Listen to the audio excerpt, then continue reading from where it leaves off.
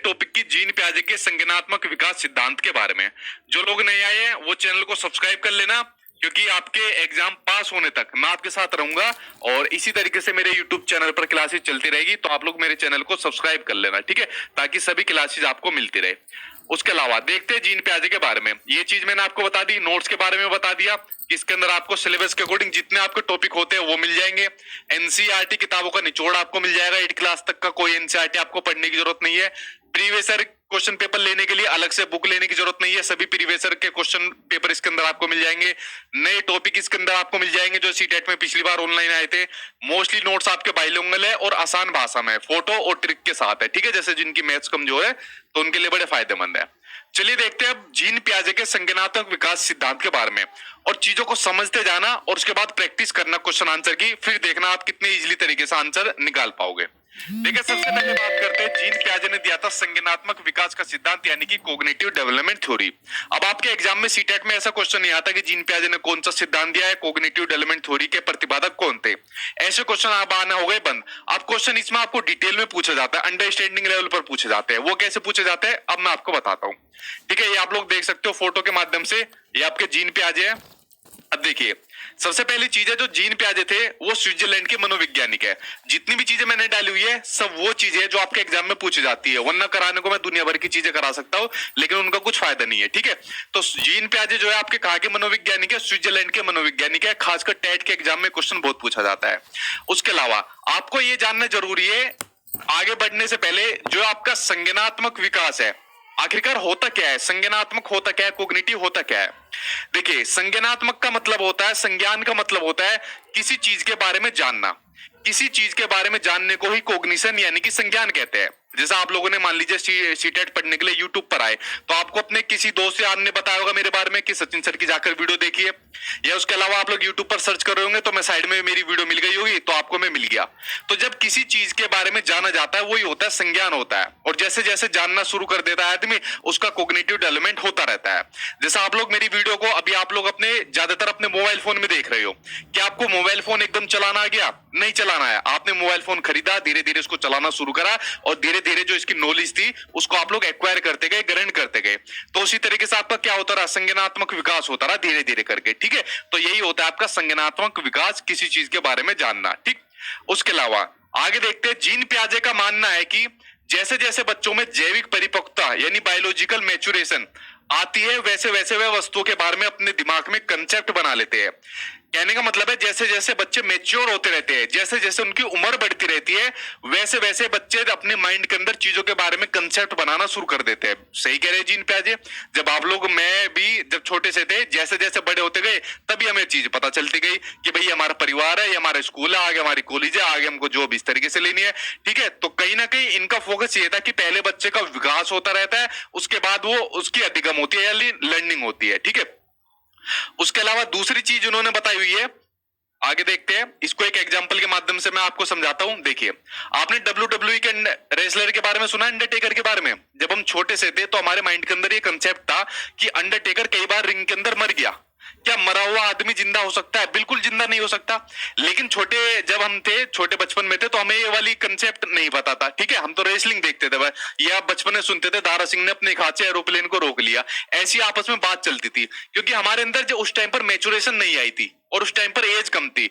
लेकिन जैसे जैसे हम मैच्योर होते गए, हमारी एज बढ़ती गई, उसी तरीके से हमारे माइंड के अंदर क्या होते गए, ये कंसेप्ट हम बनाते चले गए कि भाई मरा हुआ आदमी दोबारा नहीं आ सकता, या एक आदमी अपने हाथ से एरोप्लेन को नहीं रोक सकता। तो यही बात जीन पियाजे ने अपने सिद्धांत के अंदर कही है, ठीक है। ये चीज समझ में आ गई। ये क्या कहना चाहते हैं कि जैसे जैसे बच्चे की एज बढ़ती जाती है, उसका विकास होता रहता है, वैसे वैसे बच्चा अधिगम यानी लर्निंग करता रहता है। उसके अलावा जीन पियाजे ने कहा है कि जो बच्चे होते हैं वो सक्रिय ज्ञान के निर्माता होते हैं। बच्चों को इन्होंने एक्टिव रूप से ज्ञान का निर्माता माना है, और साथ में कहा है कि बच्चे जो है नन्हे वैज्ञानिक होते हैं और जो संसार के बारे में अपने सिद्धांतों की रचना करते रहते हैं। मतलब छोटा बच्चा वैज्ञानिक की तरह चीजें खोजता है और अपने सिद्धांत खुद बनाता रहता है जैसे जैसे बड़ा होता है। हमने भी अब ऐसी बनाए थे, ठीक है। तो बड़ी महत्वपूर्ण इनकी टर्म है, कई बार आपके सीटेट के एग्जाम में एज ए डेफिनेशन के रूप में पूछी गई है, ठीक। यहां तक समझ में आया। आगे देखते हैं।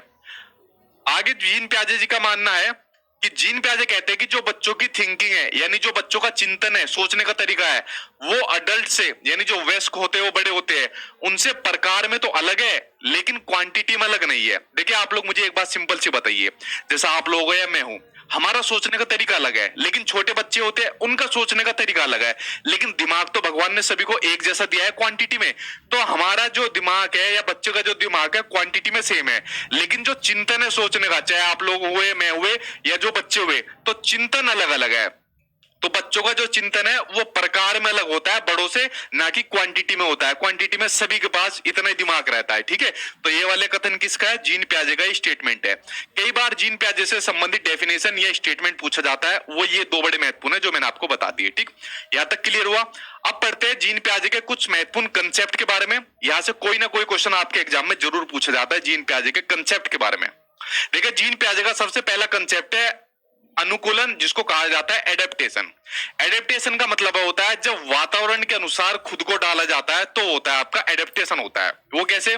जैसा आपको पता है कि भाई अगर आपको गवर्नमेंट जॉब लेनी है, अगर आपको गवर्नमेंट टीचर बनना है, तो उसके लिए सबसे पहले आपको टीचिंग ट्रेनिंग कोर्स करना पड़ेगा, डीएलएड करना पड़ेगा, बीएड करना पड़ेगा, उसके बाद फिर आपको अपना सीटेट पास करना पड़ेगा। इस तरीके से आपका प्रोसेस चलेगा आपको गवर्नमेंट जॉब लेने के लिए। तो आप लोग क्या कर रहे हो? वातावरण के अनुसार खुद को डाल रहे हो कि अगर गवर्नमेंट जॉब लेनी है तो पहले मुझे इस तरीके से ये चीजें करनी पड़ेगी, ठीक है। तो यही होता है आपका एडेप्टेशन यानी कि अनुकूलन। अभी इस एडेप्टेशन के दो प्रोसेस होते हैं, दो बड़े महत्वपूर्ण प्रोसेस होते हैं और बहुत बार एग्जाम में आते हैं। एक होता है आपका एसिमिलेशन और एक होता है आपका एकोमोडेशन, जिसको हिंदी में कहते हैं आत्मसातकरण, इंग्लिश हिंदी में कहते हैं इसको समायोजन। जितने महत्वपूर्ण टर्म है कोशिश करना इनको इंग्लिश में याद करना, हिंदी में इनके अलग अलग नाम दिए होते हैं तो बच्चा बहुत कंफ्यूज होता है, ठीक है। तो इनके इंग्लिश में नाम याद करना। देखिए जो एडेप्टेशन के दो आपके प्रक्रिया होती है, प्रोसेस होते हैं। पहला होता है एसिमिलेशन।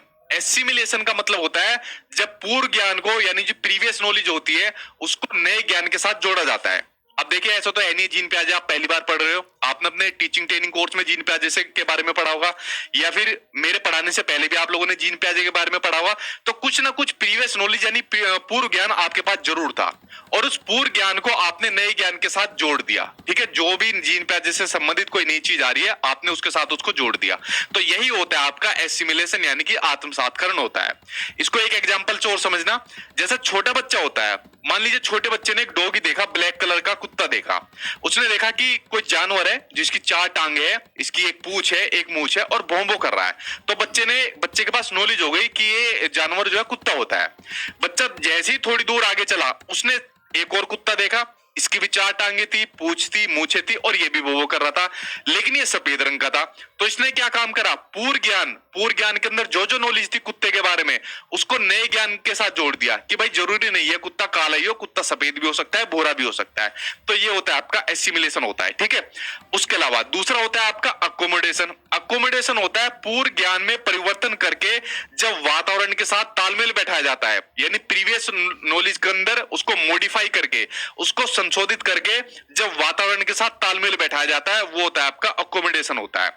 वो कैसे होता है देखिए, अब बच्चों को एसिमिलेशन में ये तो पता चल गया कि कुत्ता जो होता है उसकी चार टांगे होती है, पूंछ होती है, मूंछ होती है और वो भौंभो करता है, और वो काला सफेद गोरा कैसे भी हो सकता है। लेकिन कुछ दिनों के बाद बच्चे ने बिल्ली देख ली। अब बिल्ली यानी कैट को देखने के बाद बच्चे ने कहा यार फिर एक जानवर आ गया, इसकी भी चार टांगे, इसकी भी एक पूंछ है, मूंछ है, लेकिन ये म्याऊ म्याऊ कर रही है।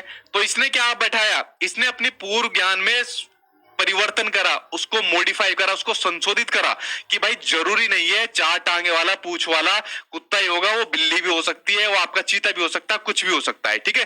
तो ये होता है आपका एकोमोडेशन होता है। तो दो प्रोसेस को आप लोग समझ गए, एसिमिलेशन और अकोमोडेशन को, ये दोनों आपके एडेप्टेशन के आपके प्रोसेस होते हैं, ठीक है।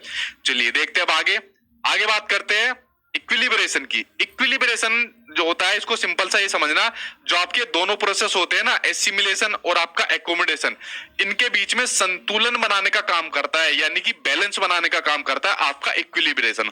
ये दोनों प्रोसेस जब चलते हैं तो उनके बीच में जो बैलेंस बनाता है वो होता है आपका इक्विलिब्रेशन होता है, ठीक है। इसको अलग अलग नाम से कहते हैं, संतुलन कहते हैं, साम्य धारण कहते हैं।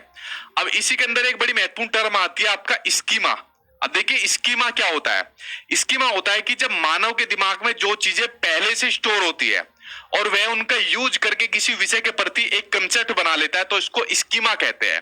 भाई आप लोग देखिए, जब आप लोगों को आपके दोस्त यार ने बताया होगा या यूट्यूब पर किसी ने बताया होगा कि सचिन सर की वीडियो देखिए, तो आपके दिमाग में पहले से चीजें स्टोर थी कि भाई यूट्यूब पर कोई सचिन सर है, वो पढ़ाते हैं और टीचिंग एग्जाम की तैयारी करते हैं। तो आपके दिमाग में पहले से चीज स्टोर थी, लेकिन इन्हीं इंफॉर्मेशन का यूज करके आपने किसी विषय के प्रति यानी मेरे प्रति एक कंसेप्ट बना लिया कि यार ये हमारे सचिन सर है, ऐसे दिखते हैं, ठीक है, अच्छी खासी इनकी बॉडी भी दिख रही है, हैंडसम जैसे दिखते हैं और पढ़ाते बहुत बढ़िया है, ठीक है, ये तो मैं जनरली कह रहा हूँ, ठीक है, वैसे तो करके तो आपने मेरे बारे में बहुत सारे कंसेप्ट बना लिए, ठीक है, किस तरीके से पढ़ाते हैं, ऐसे एग्जाम्पल देते हैं, अपने नोट्स देते हैं, फलाना फलाना। तो देखिए, जो चीज नॉलेज आपके पास पहले से पता थी आप लोगों को मेरे बारे में, उसी का यूज करके आपने मेरे प्रति एक कंसेप्ट बना लिया, तो यही होता है, स्कीमा होता है। ऐसा कंसेप्ट आप लोग बहुत चीजों के बारे में बनाते हो, अपने दोस्त यार के बारे में, स्कूल के बारे में, कैरियर के बारे में, तो ये सब चीज आपके माइंड के अंदर स्कीमा रहता है, मेरे अंदर भी है, दुनिया के हर एक किसी व्यक्ति के अंदर क्या होती है, स्कीमा होता है, ठीक है। अब देखिए, इसमें एक वर्ड और आ रहा है कि जो स्कीमा की जो प्रवृत्ति होती है और जो प्रतिक्रिया होती है वो बाय बर्थ होती है, यानी जन्मजात होती है। बिल्कुल सही बात है, जब हम छोटे होते हैं तो जब से लेकर हमारे माइंड के अंदर पता नहीं कितने स्कीमा बन गए, पता नहीं कितने कंसेप्ट हम लोगों ने बना लिए, तो ये जो प्रक्रिया होती है ये जन्मजात होती है, बाय बर्थ होती है, मानव शिशु के अंदर, छोटे बच्चे के अंदर, ठीक है। उसके अलावा अगला कंसेप्ट देखते हैं, अगला कंसेप्ट आपका ऑर्गेनाइजेशन यानी कि संगठन। संगठन क्या होता है, देखिए अब आपको पता चल गया स्कीमा क्या होता है, इन्हीं स्कीमा को ऑर्गेनाइज करना, संगठित तरीके से करना, यही आपका क्या होता है, ऑर्गेनाइजेशन होता है। जैसा आपको पता चल गया कि भाई टीचिंग एग्जाम की तैयारी कराने के लिए या सीटेट वगैरह की तैयारी कराने के लिए हम तो सचिन सर की वीडियो देखते हैं, लेकिन कोई बच्चा एसएससी की भी तैयारी कर रहा है तो एसएससी के लिए किसी दूसरे टीचर को देखेगा, कोई बच्चा बैंक की तैयारी भी कर रहा है तो बैंक की तैयारी के लिए वो किसी और टीचर को फॉलो करेगा। तो आपने क्या काम करा, आपके माइंड के अंदर जो जो स्कीमा थे टीचर के प्रति, आपने उनको क्या काम कर दिया, ऑर्गेनाइज कर दिया कि यार सीटेट के लिए हम सचिन सर की वीडियो देखेंगे, इनसे पढ़ेंगे, एसएससी के लिए इन टीचर से पढ़ेंगे, बैंक के लिए इन टीचर से पढ़ेंगे। तो बेसिकली आपने क्या काम करा, स्कीमा को पुनर्व्यवस्थित आप लोगों ने कर दिया, इनको ऑर्गेनाइज कर दिया, ठीक है। जैसे मॉल के अंदर जाते हैं, कपड़े जीन्स अलग रहती है, पैंट अलग रहती है, टी शर्ट अलग रहती है, साबुन वगैरह अलग होती है, तो क्या होता है, अलग अलग जो पुनर्व्यवस्थित करना होता है स्कीमा को, ठीक। इसको समझ गए, आगे देखते हैं। ये बड़े महत्वपूर्ण कंसेप्ट थे जो मैंने आपको बताया, और कोई ना कोई एक नंबर का इनसे जरूर आपके एग्जाम में देखने को मिल जाता है, ठीक। अब हम पढ़ते हैं, जीन पियाजे ने विकास की जो अवस्थाएं बताई थी, डेवलपमेंट की, इन्होंने कितनी अवस्थाएं बताई थी, 4 अवस्थाएं बताई थी। अब इन 4 अवस्थाओं में से जरूर आपके एग्जाम में क्वेश्चन आता है, एक एक करके ध्यान से सुनना और समझते जाना, उसके बाद प्रैक्टिस करके देख लेना आप लोग, चाहे आप लोग सभी क्वेश्चन का आंसर निकाल दोगे, ठीक है। अब देखिए, जीन पियाजे ने जो संज्ञानात्मक विकास की अवस्था बताई, कितनी बताई, 4 बताई थी। वो देखिए वो कैसे होते हैं, ये तो आपको पता चल गया जीन पियाजे का क्या मानना था कि जैसे जैसे बच्चा बड़ा होता जाता है, जैसे जैसे उसकी उम्र बढ़ती जाती है, मैच्योर होता जाता है, वैसे वैसे बच्चे का विकास भी होता रहता है, ठीक है। अब देखिए, इसके अंदर इन्होंने जो अपनी पहली स्टेज बताई थी, वो बताई थी आपकी सेंसरी मोटर स्टेज। कौन सी बताई थी, सेंसरी मोटर स्टेज, संवेदी पेशी अवस्था, इंद्रिय गामक अवस्था भी कहते हैं, इंद्रिय जीत अवस्था भी कहते हैं, पता नहीं दुनिया भर के नाम है, लेकिन इंग्लिश में नाम आप इसका याद करना, सेंसरी मोटर स्टेज। इस अवस्था के अंदर जो बच्चा होता है वो होता है जन्म से लेके 2 साल तक का जो बच्चा होता है वो आपका सेंसरी मोटर स्टेज के अंदर होता है। और इसमें जो बच्चा चीजें सीखता है वो अपने सेंसरी ऑर्गन के थ्रू सीखता है, यानी अपनी ज्ञानेंद्रियों के माध्यम से सीखता है। 2 साल तक का बच्चा, ज्ञानेंद्रिय कौन कौन सी होती है, आंख होती है, कान होती है, नाक होती है, हमारी स्किन होती है और जीभ होती है। 5 सेंसरी ऑर्गन होते हैं हमारे, जिसके माध्यम से बच्चा चीजों को सीखता है, ठीक है। 2 साल तक का बच्चा, और कोई तरीका नहीं होता उसके पास, हम लोगों ने भी ऐसी सीखी थी। उसके अलावा इसी अवस्था के अंदर एक बड़ा महत्वपूर्ण कंसेप्ट आपका पूछा जाता है और बहुत बार पेपर में आता है, ऑब्जेक्ट परमानेंस, यानी वस्तु स्थायित्व है। और क्वेश्चन ये पूछा जाता है, ऑब्जेक्ट परमानेंस का कंसेप्ट किस अवस्था के अंदर बच्चा ढूंढ लेता है, ठीक है।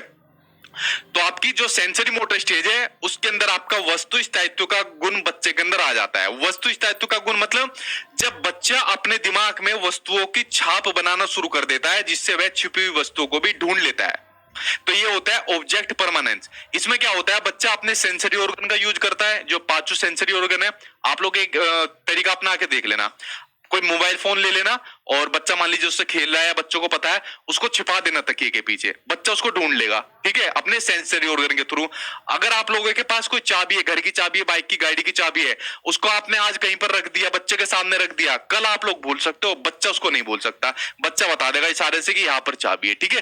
तो बच्चा जितनी भी चीजें सीखता है अपने सेंसरी ऑर्गन के माध्यम से सीखता है, और जो वस्तु स्थायित्व का गुण होता है, ऑब्जेक्ट परमानेंस का गुण है, वो बच्चे का अंदर इसी स्टेज के अंदर आ जाता है, ठीक है। ये बड़ा महत्वपूर्ण कंसेप्ट है जो आपका इस स्टेज के अंदर होता है। उसके अलावा दूसरी स्टेज हो जाती है आपकी प्री ऑपरेशनल स्टेज, जिसको कहा जाता है पूर्व संक्रियात्मक अवस्था। अब बच्चा हो गया 2 साल से लेकर 7 साल तक का बच्चा हो गया, जो बच्चे की उम्र है वो 2 साल से लेकर 7 साल तक की है। देखिए जैसे कि इस स्टेज का नाम है कि पूर्व संक्रियात्मक अवस्था, यानी कि क्रिया करने से पहले की जो अवस्था होती है वो होती है आपकी प्री ऑपरेशनल स्टेज। इस स्टेज के अंदर बच्चा क्या होता है, जो भी चीज उसके सामने आएगी वो उसको देख भी लेगा, समझ भी लेगा, लेकिन कोई रिस्पॉन्स या क्रिया नहीं कर पाएगा, इसलिए इसको कहा जाता है पूर्व संक्रियात्मक अवस्था, यानी कि क्रिया करने से जो पहले की अवस्था होती है। अब देखिए इसके अंदर बड़े महत्वपूर्ण कंसेप्ट आपके आते हैं, उनको समझना जरूरी है। ये पहला आ गया आपका सिंबल से जुड़ा हुआ, जो पिछली बार सीटेट का ऑनलाइन एग्जाम हुआ है उसमें कई बार क्वेश्चन आपके सिंबल से पूछा गया था, वरना इससे पहले जितनी बार भी सीटेट हुआ है मेरे ख्याल से 1-2 बार ही आया है, वरना पिछली बार ऑनलाइन में हद कर दी थी कि जो सिंबल्स प्रतीकों का विकास है किस अवस्था के अंदर हो जाता है। देखिए इसमें क्या होता है प्री ऑपरेशनल स्टेज के अंदर, इसमें बच्चा जो प्रतीक होते हैं, जो सिंबल्स होते हैं, इनका यूज करने में निपुण हो जाता है। कैसे? अब मान लीजिए 2 साल से लेकर 7 साल तक का बच्चा है, अपने घर के अंदर भी आप 2 साल से लेकर 7 साल तक के बच्चों को कहो एरोप्लेन, तो सीधा उसका माइंड के अंदर एरोप्लेन की फोटो छप जाएगी। आप उसके सामने कहो साइकिल, तो साइकिल की फोटो छप जाएगी। आपने देखा होगा एक सीटेट के अंदर क्वेश्चन आया था, मुझे ध्यान आ गया कि एक लड़की होती है, पता नहीं क्या नाम था उस लड़के का, ध्यान नहीं आ रहा, तो जो चिप्स आपने देखे ना, चिप्स, इन चिप्स को वो कौन थे, तितली, इन चिप्स को तितली समझ रही थी कि ये तितली की तरह उड़ रहे, अपने दूसरे बच्चों को बता रही थी। तो वो उसके अंदर किस सिंबल्स का यूज हो रहा है, या वो किस स्टेज के अंदर यहाँ पर बच्चा अपना जो प्रदर्शन है उसको प्रदर्शित कर रहा है, ठीक है। तो वो आपका इसी स्टेज के अंदर कर रहा है पूर्व संक्रियात्मक अवस्था की, क्योंकि यहाँ पर बच्चों को सिंबल्स का यूज करना आ गया। अब यहाँ से उसने एक लेज का पैकेट उठाया और अपने दोस्तों को, अपनी बहन को कहा कि देखो तितली। अब उसको पता है कि तितली दिखने में ऐसी होती है, जैसे जब हम छोटे से थे या बच्चा छोटा सा होता है तो एक बड़ा सा लकड़ी का डंडा लिया या झाड़ू ली और अपने पैर के नीचे लगाई और उसके बाद चल मेरे घोड़े तुक तुक तुक, इस तरीके से करना शुरू कर दिया। अब बच्चों को पता है जो लकड़ी का डंडा हमने लिया है, झाड़ू ली है, ये इसको हमने घोड़ा समझ लिया, यानी बच्चे के माइंड में घोड़े का सिंबल्स पता था, घोड़े के प्रतीक के बारे में पता था, घोड़ा कैसा होता है, और फिर उसको चलाना हमने शुरू कर दिया, ठीक है। तो जो सिंबल्स की जो नॉलेज होती है वो बच्चों को प्री ऑपरेशनल स्टेज के अंदर आ जाती है, यानी अपने माइंड के अंदर बच्चा सिंबल्स का यूज करना सीख जाता है। बड़ा महत्वपूर्ण क्वेश्चन है, आपके पिछली बार सीटेट में ऑनलाइन में लगभग कई शिफ्ट में पूछा गया था, ठीक। उसके अलावा इसी स्टेज में क्या होता है, बच्चा लक्ष्य निर्देशित व्यवहार, इसको करो गोल्ड की जगह गोल, ये मिसप्रिंट हो गया, गोल डायरेक्टेड बिहेवियर की क्षमता बच्चे के अंदर आ जाती है। अब देखिए 2 साल से लेकर 7 साल तक का बच्चा है, अब मान लीजिए बच्चे के सामने क्या है, बच्चे के सामने गोल है कि बच्चों को खाना चाहिए, तो खाना खाने के लिए कैसा करेगा वो अपना व्यवहार, मम्मी मुझे भूख लग रही है खाना दे दो। लेकिन 2 साल तक का बच्चा नहीं कर सकता, वो तो रोना शुरू कर देगा, घर वालों को आके खिलाना पड़ेगा। या ये वाला बच्चा क्या काम करेगा, 2 साल से लेकर 7 साल तक का, फ्रिज के अंदर गया, अपना वहां से खाना लिया और खाना शुरू कर दिया। तो ये क्या होता है, जो उसका गोल है, मान लीजिए उसका गोल है खाना खाना, तो अपने गोल के प्रति व्यवहार करना शुरू कर देता है आपका प्री ऑपरेशनल स्टेज के अंदर, जबकि सेंसरी मोटर स्टेज के अंदर आपका नहीं करता। आपको बच्चों को खुद ही खाना खिलाना पड़ेगा 2 साल तक के बच्चों को, ठीक है। उसके अलावा अगला कंसेप्ट है आपका एनिमिज, जिसको जीववाद बोलते हैं, एनिमिस्टिक व्यू, कई बार आपके सीटेट में पूछा गया था, जो आपका ऑनलाइन पेपर हुआ था।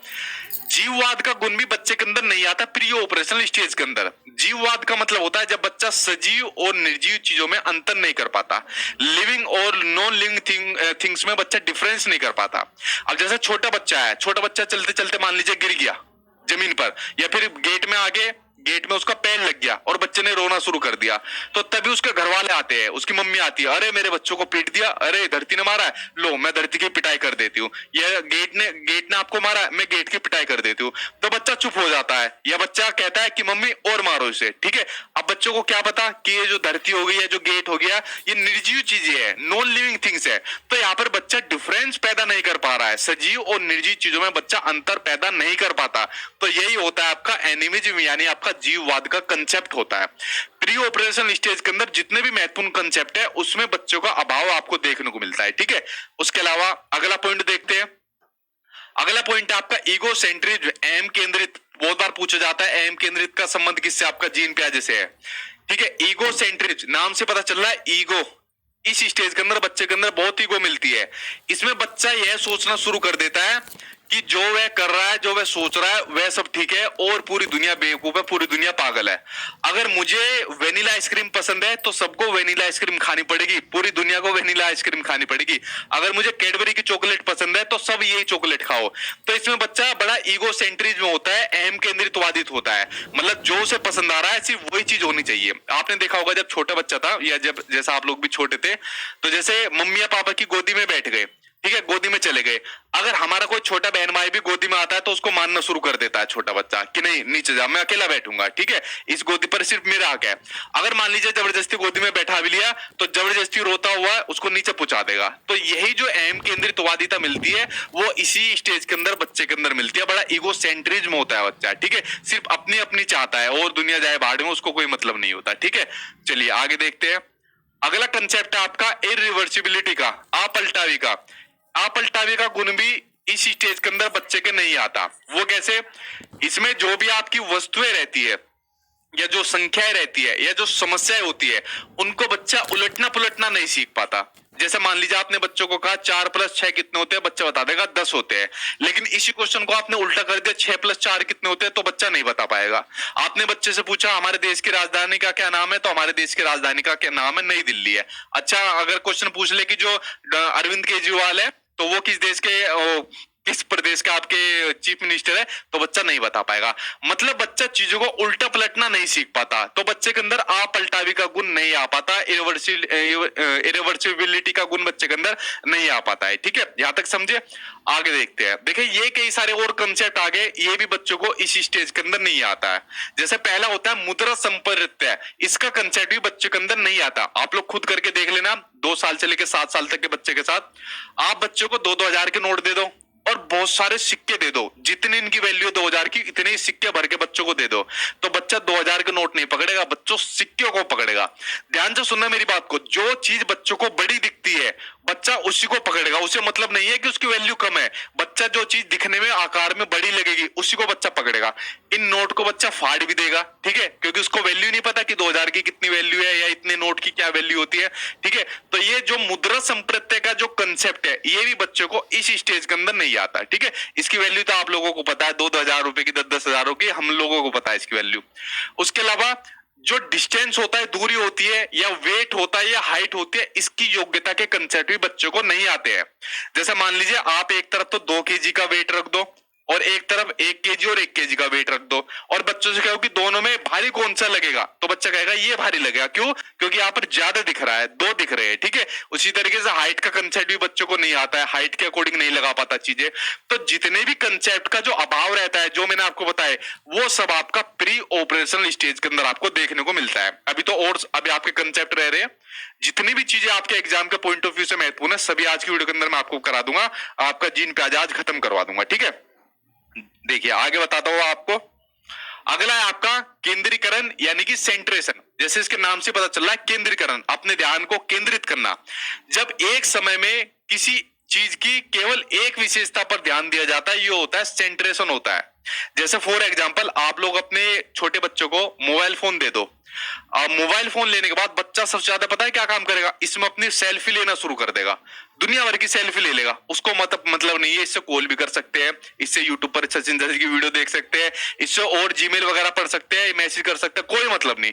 वो एक टाइम पर इस मोबाइल फोन की सिर्फ एक विशेषता पर ध्यान केंद्रित कर रहा है कि सिर्फ मुझे फोटो लेनी है। या कोई बच्चा सिर्फ गेम खेलता है और उसको दुनिया के बारे में कुछ नहीं पता है इस चीज के बारे में। तो जब एक समय में किसी चीज की एक विशेषता पर ध्यान दिया जाए, बस बाकी और विशेषता को छोड़ दिया जाए, तो ये होता है आपका केंद्रीकरण, होता है आपका सेंट्रेशन होता है। ठीक है, इस कंसेप्ट को समझे, कई बार एग्जाम में आया, पिछली बार सीटेट में भी पूछा गया था। नसीमा लड़की के नाम से जो क्वेश्चन आया था कि वो जो सांप की तरह बनाती है मिट्टी का, कि ये कुछ समय के बाद बड़ा हो जाएगा। ठीक है, इस तरीके से कुछ क्वेश्चन था, तो इनको समझना बहुत जरूरी है। अगला कंसेप्ट है आपका कंजर्वेशन यानी कि संरक्षण से जुड़ा हुआ। इसमें क्या होता है, अगर किसी वस्तु के साइज को या उसके शेप को उसमें चेंज कर दे तो उसकी क्वांटिटी पर कोई प्रभाव नहीं पड़ता, लेकिन बच्चा इसको समझ नहीं पाएगा। फॉर एग्जांपल अपने घर में करके देख लेना, एक तो बड़ा गिलास ले लो, ठीक है, जिसकी हाइट बड़ी हो, और एक ऐसा चकोर गिलास ले लो, दोनों में बराबर पानी रख लो, लेकिन बच्चा इस बड़े वाले गिलास को पहले पकड़ेगा। ट्राई करके देख लेना आप लोग। अब पानी तो दोनों में इक्वल है, पानी की क्वांटिटी तो दोनों में बराबर है, लेकिन बच्चा यहाँ पर साइज या शेप में अंतर नहीं कर पा रहा है, चेंज नहीं कर पा रहा है, कि मतलब ये है तो चीज सेम ही, बस उसकी क्वांटिटी है, उसको साइज को थोड़ा ऊपर नीचे कर दिया है। तो ये जो कंजर्वेशन है, संरक्षण का कंसेप्ट है, ये भी बच्चे को इस स्टेज के अंदर नहीं आता है, प्री ऑपरेशनल स्टेज के अंदर। ये चीज समझ गए आप लोग? आगे देखते हैं। ये सारे एक्सपेरिमेंट आज अपने छोटे बच्चों पर करके देख लेना, ज्यादातर यही चीज करेगा, ठीक है। अगला है आपका सीरियसन यानी क्रमबद्धता। जैसे इसके नाम से पता चल रहा है, क्रमबद्धता, जो क्रम से चीजें होती है उनका अभाव भी बच्चों का इसी स्टेज के अंदर होता है। इसमें बच्चा वस्तुओं या जो भी तथ्य होते हैं उनके आकार में रखना उनको नहीं सीख पाता। जैसा आप लोग देख रहे हो, ये छोटी बच्ची है, ये तो इनको शेप में रख रही है, एक आकार में रख रही है, एक सीरियल से रख रही है। सबसे पहले बड़ा लिया, फिर उससे छोटा, उससे छोटा, उससे छोटा, उससे छोटा, इस तरीके से इनको सीरियल में रख रही है। लेकिन इस स्टेज के अंदर बच्चा इस तरीके से सीरियल में नहीं रखता, चीजों को क्रम के अंदर नहीं रख पाता है, कभी बड़ी रख देगा, छोटी रख देगा, इस तरीके से रखता है, ठीक है। तो सीरियसन का कंसेप्ट भी इस स्टेज के अंदर बच्चे के अंदर नहीं आता है, ठीक। यहां तक आप लोग समझ गए। अब आ जाते हैं हम आपकी तीसरी अवस्था के अंदर, जो आपकी होती है मूर्त संक्रियात्मक अवस्था, जिसको कॉन्क्रीट ऑपरेशनल स्टेज कहते हैं, जिसमें बच्चा अब 7 साल से लेके 11 साल तक का इसके अंदर बच्चा हो गया, ठीक है। अब आपकी तीसरी स्टेज हो गई, ठीक। अब आपकी तीसरी स्टेज होगी कंक्रीट ऑपरेशनल स्टेज। देखिए, पहले जानिए कंक्रीट का मतलब क्या होता है, मूर्त का क्या मतलब होता है। मूर्त का मतलब होता है जिन चीजों को हम देख सकते हैं, पकड़ सकते हैं, छू सकते हैं। आप लोग मुझे देख रहे हो, मैंने ये पकड़ा हुआ है, ठीक है, तो कंक्रीट चीज है। तो जो इस अवस्था के अंदर जो बच्चा रहता है, जो 7 साल से लेकर 11 साल तक का रहता है, इस अवस्था में बच्चा जो उसके सामने कोई भी चीज आएगी उसको देखकर ही कुछ कर सकता है, यानी उन पर चिंतन करना स्टार्ट कर देता है। ध्यान से मेरी सुनना बात को, इसमें बड़ा महत्वपूर्ण टर्म आ गई थिंकिंग, यानी बच्चा चिंतन करना स्टार्ट कर देता है। लेकिन जो बच्चा चिंतन करना स्टार्ट करता है, सिर्फ उन्हीं चीजों के बारे में चिंतन करता है जो मूर्त चीजें है। जैसे अभी आप लोग वीडियो देख रहे हो, आपके सामने साथ में कोई छोटा बच्चा भी है, और छोटे बच्चों को वीडियो दिखाओ कि देखो हमारे सचिन सर पढ़ा रहे हैं, तो बच्चा चिंतन शुरू कर देगा, अरे इन्होंने व्हाइट कलर की शर्ट पहनी हुई है, ठीक है, इस तरीके से पढ़ा रहे हैं, हाथ में घड़ी पहनी हुई है, और पढ़ाने का ऐसे तरीका है। तो बच्चा जो चिंतन करेगा सिर्फ मूर्त चीजों के बारे में चिंतन करेगा। तो ध्यान से सुनना, एग्जाम में बहुत बार ये क्वेश्चन बच्चे इसके अंदर फंसते हैं कि बच्चा सिर्फ चिंतन शुरू कर रहा है, लेकिन उसके चिंतन के अंदर मैच्योरिटी यानी परिपक्वता नहीं आई है, वो नेक्स्ट स्टेज के अंदर आती है। इसमें सिर्फ मूर्त चीजें देखकर चिंतन करता है। सबसे पहली चीज तो ये हो गई।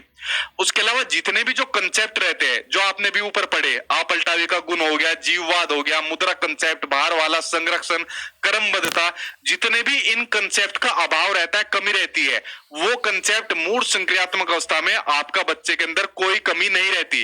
ये सारे गुण बच्चे को आ जाते हैं। मुद्रा कंसेप्ट का गुण आ जाता है, उसको पता चल जाता है कागज वाले की ज्यादा वैल्यू होती है, सिक्के की नहीं रहती। अगर गिलास में दोनों में पानी देंगे, बड़े के अंदर और छोटे के अंदर, पता है यार दोनों में बराबर पानी है, कोई सा भी उठा के पी लूंगा। तो जितने भी ये कंसेप्ट आपके ऊपर वाली अवस्था के अंदर इनका भाव रहता है, वो सभी आपके मूर्त संक्रियात्मक अवस्था में इनका गुण बच्चे के अंदर आ जाता है, ठीक है। ये चीज क्लियर हुई आपको? ये बड़ी महत्वपूर्ण चीज थी जो मैंने आपको बताई। उसके अलावा आगे देखिए, आगमनात्मक तर्कना, इंडक्टिव रीजनिंग, या फिर आप इसको कह सकते हो हाइपोथेटिकल थिंकिंग। बहुत बार पूछा गया आपके सीटेट के एग्जाम में। आगमनात्मक तर्कना, आपने दो विधियां पढ़ी है, इंडक्टिव मेथड, डिडक्टिव मेथड, आगमन विधि, निगमन विधि। आगमन विधि में क्या होता है, सबसे पहले बच्चों को उदाहरण बताए जाते हैं, और उदाहरण के बाद उनको नियम बताए जाते हैं, ठीक है। तो क्या होता है, सबसे पहले बच्चों को उदाहरण दिया जाता है आगमन विधि के अंदर, और उदाहरण के बाद फिर उनको नियम बताए जाते हैं, ठीक है। तो होती है आपकी आगमनात्मक तर्कना, हाइपोथेटिकल थिंकिंग होती है। यह भी इसी अवस्था में होता है, यानी जब बच्चा उदाहरण के ऊपर तर्क करना शुरू कर देता है, यानी आपने बच्चों को उदाहरण दिया और उदाहरण के ऊपर बच्चा तर्क करना शुरू कर देता है या नियम बनाने शुरू कर देता है।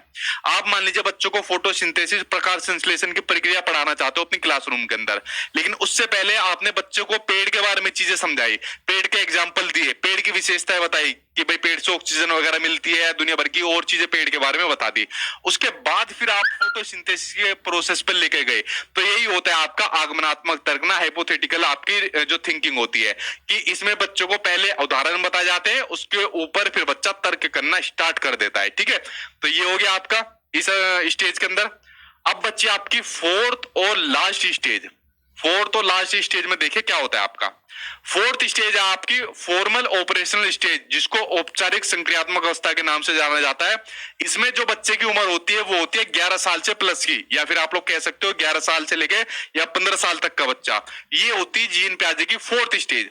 अब देखिए इसमें पहला पॉइंट ये लिखा हुआ है, ये संज्ञान की सर्वोच्च अवस्था है, यानी कॉग्निशन की सबसे ऊंची अवस्था कौन सी है, आपकी फोर्थ स्टेज होती है। कॉग्निशन मैंने आपको शुरू में बताया था कि किसी भी चीज को जानना क्या होता है, कॉग्निशन होता है, संज्ञान होता है। तो इसमें फोर्थ अवस्था के अंदर बच्चा 11 साल से ऊपर का हो गया, यानी बच्चा चीजों के बारे में सब कुछ जान पहचान रहा है, ठीक है। तो ये सबसे ऊंची अवस्था है। इसमें बच्चा अमूर्त चिंतन यानी कि एब्स्ट्रैक्ट थिंकिंग करने स्टार्ट कर देता है। आप देखना दोनों में कंफ्यूज तो मत होना। मूर्त संक्रियात्मक अवस्था जो आपकी गई थी, कॉन्क्रीट स्टेज गई थी, उसमें बच्चा सिर्फ चिंतन करना स्टार्ट करता है, जो और चिंतन भी उन्हीं स्टार्ट का करता है जो मूर्त चीजें होती है, जिनको बच्चा देख सकता है, पकड़ सकता है, छू सकता है। लेकिन फॉर्मल ऑपरेशनल स्टेज के अंदर बच्चा अमूर्त चिंतन स्टार्ट करना शुरू कर देता है। आपके घर के अंदर जैसे मान लीजिए 11 साल के प्लस का कोई बच्चा है, और अभी आप लोग, मैं उसको वीडियो के अंदर दिख रहा हूं, अगर मैं वीडियो में नहीं भी दिखूंगा, ठीक है, तब भी वो बता देगा कि कोई टीचर है, वो पढ़ा रहे हैं और ये कंसेप्ट पढ़ा रहे हैं, ठीक है। तो जो एब्स्ट्रैक्ट थिंकिंग है बच्चे के अंदर, अमूर्त चिंतन है, वो इस स्टेज के अंदर आना उसका शुरू हो जाता है। जैसे उसमें मूल संक्रियात्मक अवस्था में थी आपकी आगमनात्मक तर्कना, इसी का सेम उल्टा निगमनात्मक तर्कना, वो आपकी इस स्टेज के अंदर आती है, ठीक है। निगमनात्मक तर्कना में क्या होता है, सबसे पहले बच्चों को नियम दिए जाते हैं, उसके बाद फिर उसे उदाहरण दिए जाते हैं। तो निगमनात्मक तर्कना में क्या होता है, इसमें बच्चा नियमों के ऊपर तर्क करना शुरू कर देता है। मूल संक्रियात्मक अवस्था में क्या था, बच्चा उदाहरण के ऊपर नियम या तर्क करना शुरू कर देता है, और इसमें नियमों के ऊपर तर्क करना शुरू कर देता है, ठीक है। जैसे आप लोग बच्चों को मैथ्स के क्वेश्चन करा रहे हो, तो मैथ्स का क्वेश्चन कराने के लिए सबसे पहले आपको बच्चों को नियम बताने पड़ेंगे। नियम बताने के बाद फिर आपको उसका एग्जाम्पल यानी कि उसका उदाहरण आपको देना पड़ेगा मैथ्स के अंदर। अब मान लीजिए मैथ्स के अंदर आप बच्चों को कोई भी क्वेश्चन सोल्व करा रहे हो, रेक्टेंगल का सोल्व करा रहे हो, और उसका फॉर्मूला बच्चों को नहीं आता, उसका नियम बच्चों को नहीं आता, क्या उसको सोल्व कर पाएगा? दुनिया भर के एग्जाम्पल आप दे दो, नहीं कर पाएगा। तो निगमनात्मक तर्कना में पहले बच्चों को नियम बताया जाता है, उस नियम के ऊपर बच्चा फिर तर्क करने लग जाता है, ठीक है। तो ये समझ गए दोनों के अंदर डिफरेंस। आगे देखते हैं। अब जीन प्याजे की जो चारों अवस्थाएं थी वो मैंने आपको बता दिया। जो क्वेश्चन आपके एग्जाम में आता है वो इन्हीं में से आता है, जो जो चीज मैंने आपको बताई थी, बस इनको समझ लेना, ठीक है। इनके बाहर आपके एग्जाम में क्वेश्चन नहीं आएगा। उसके अलावा कभी कभी आपके एग्जाम में क्वेश्चन आता है जीन प्याजे के सिद्धांत की जो आलोचना है, जो क्रिटिसाइज इसको किया था।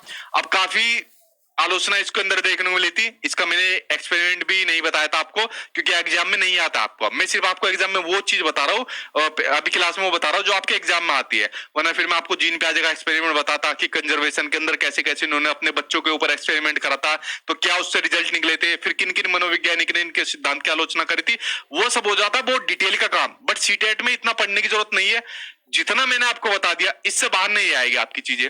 जैसे इस सिद्धांत की आलोचना आपके एग्जाम में पूछी गई थी, वो आपको बताता हूं जो सीटेट में आती है। पहली आलोचना तो ये हुई थी कि प्याजे ने मानसिक विकास के जो चरण बताए थे, जो चारों स्टेज बताई थी मानसिक विकास के, sensory motor, pre operational, concrete और फॉर्मल ऑपरेशनल स्टेज, ये जो चारों चरण बताए हैं इनको अपरिवर्तनशील बताया है। इन्होंने कहा ये चार चरणों के अंदर कुछ भी चेंज नहीं हो सकता।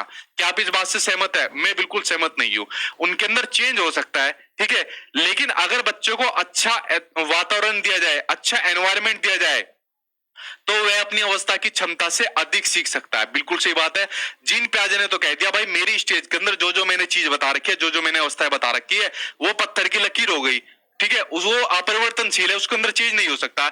लेकिन अगर बच्चों को अच्छी गाइडेंस दी जाए, अच्छा वातावरण दिया जाए, तो जो कंसेप्ट की कमी, मान लीजिए जीववाद का कंसेप्ट बच्चों को नहीं आता प्री ऑपरेशनल स्टेज के अंदर, वो ठीक है, तो या कोई भी मान लीजिए संरक्षण का नहीं आता, क्रमबद्धता का कंसेप्ट नहीं आता, किसी भी स्टेज के अंदर नहीं आता बच्चों को। लेकिन अगर उसको थोड़ा सा एनवायरनमेंट दे दो, उसको गाइडेंस दे दो और उसको तरीके से बताओ, तो उसी स्टेज का बच्चा उसी स्टेज में जान जाएगा कि जीववाद ये होता है, सजीव निर्जीव के बारे में वो जान जाएगा, ठीक। तो जो पूरा फिनिश करना, हाँ तुम पूरा फिनिश करना।